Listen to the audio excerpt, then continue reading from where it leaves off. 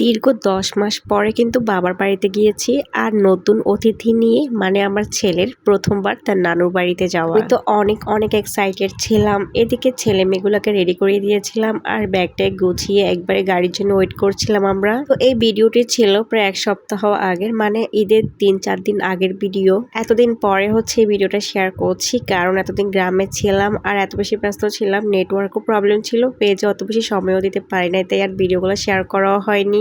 আমি কিন্তু বাবা বাড়িতে পৌঁছে গিয়েছি আর আমার আম্মু তো নাতিকে পেয়ে এত খুশি, আপনার ভিডিওতে দেখতে পেলে। এত বেশি এক্সাইটেড ছিলাম যে আমি মোবাইল বের করি না, ভিডিও করা তো দূরের কথা, কোনো ধরনের ছবি ভিডিও কিছুই করি না, জাস্ট ছোট ছোট একটু ক্লিপস নিয়েছি, এইটুকুই কিন্তু আপনাদের সাথে শেয়ার করছি। আজকে ভয়েস দিতে এসে কিন্তু খুব আফসোস হচ্ছে কেন যে আমি ভালোভাবে ভিডিওগুলো করলাম না, করলে তো সবকিছুই শেয়ার করা যেত, খুব ভালো লাগতো পরে ভিডিওগুলো দেখলে। যাই হোক, এখন দুপুরবেলা দেখুন আমি আব্বুর সবজি বাগানে চলে এসেছি। এবছর কিন্তু আমাদের গ্রামে প্রচুর সবজির ফলন হয়েছে, যেহেতু প্রচুর বন্যা হয়েছে ফেনীতে। এখন আমি আপনাদেরকে আমাদের গাছের একটা জিনিস দেখাবো, যেটা দেখলে আপনারা চমকে যাবেন। এই যে দেখুন কত বড় একটা লাউ, মাশাআল্লাহ বলে দিন। কিন্তু এই লাউটা অনেক বড়, যদিও ভিডিওতে কিন্তু বোঝা যাচ্ছে না। বলতে এবছর আমাদের গ্রামে এত বেশি লাউ হয়েছে মানুষের, মানে লাউ নাকি মানুষ খাচ্ছে না, লাউ নাকি গরু ছাগল হাঁস মুরগিকে খাওয়াচ্ছে, ভাবা যায় ব্যাপারটা। এই যে দেখুন ইউসরা তো খুব খুশি, নানুর সবজি বাগানে চলে আসছে আর লাউটা দেখে আরো বেশি খুশি হয়ে গেছে, বলছে কত বড় লাউ, ওর সমান লাউ। দেখুন টমেটো, আর টমেটো গুলোও সাইজ কিন্তু মাশাআল্লাহ খুব বড় বড়, দেখুন কি সুন্দর টমেটো গুলা, লাল টুকটুকে।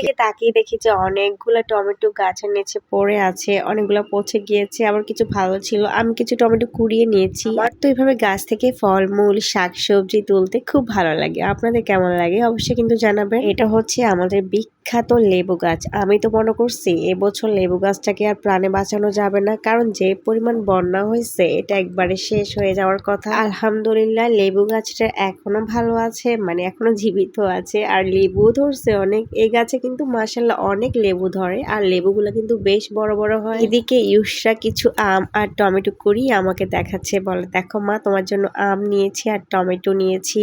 আর এই যে দেখুন ইব্রানকে, ও তো ওর মামার কোলে গিয়ে খুব খুশি, ওর মামা ওকে দেখে ভীষণ খুশি। প্রথমবার গ্রামে আসছে তাই ওর কাছে সবকিছু একটু অন্যরকম লাগছে, কারণ এতদিন ধরে বাসার মধ্যে বন্দি ছিল, একটা নির্দিষ্ট বাসার ভেতরে ছিল, আর এখন দেখতেছে চারপাশ খোলামেলা, ও সবকিছু শুধু অবাক দৃষ্টিতে তাকিয়ে তাকিয়ে দেখতেছে। আমার বাচ্চাগুলোর জন্য সবাই দোয়া করবেন, আমার বাচ্চাগুলোর জন্য ভালো থাকে। আর ঈদের সময় তো কোনো ভিডিও করতেই পারি নাই, কারণ বাচ্চারা এত বেশি অসুস্থ ছিল, ছেলেটার একদমই ওয়েদারটা স্যুট করেনি, আর মেয়েটাও অনেকদিন পর যেহেতু গ্রামে আসছে একদমই মানে পরিবেশের সাথে মানিয়ে নিতে পারেনি, অসুস্থ হয়ে গেছিল।